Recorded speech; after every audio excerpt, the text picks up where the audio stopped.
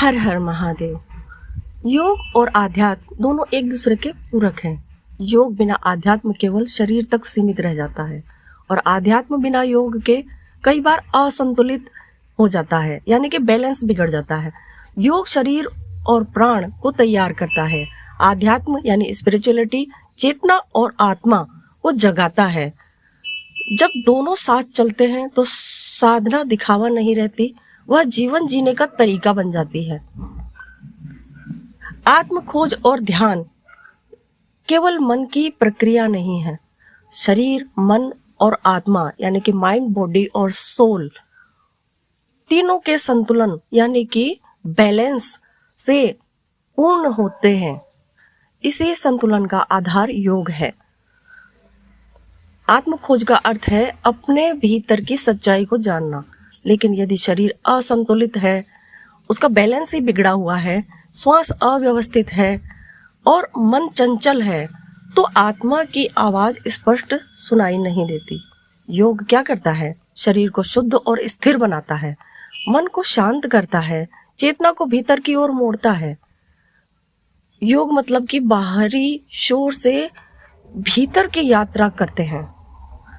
ध्यान गहराने के लिए केवल आंख बंद करना पर्याप्त नहीं है।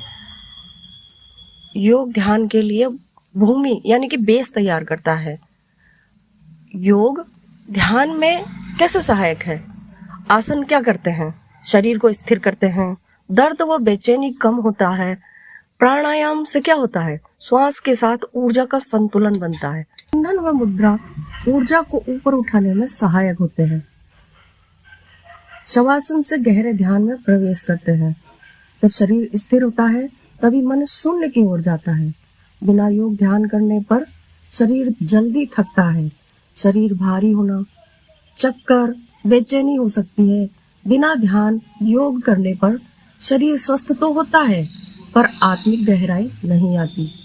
जो साधक ध्यान में गहरे अनुभव पाते हैं, योग सुरक्षा कवच की तरह काम करता है।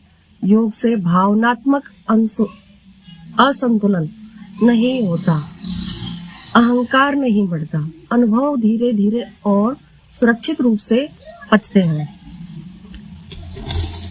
सरल दैनिक योग ध्यान क्रम कम से कम 20 या 30 मिनट पर्याप्त है।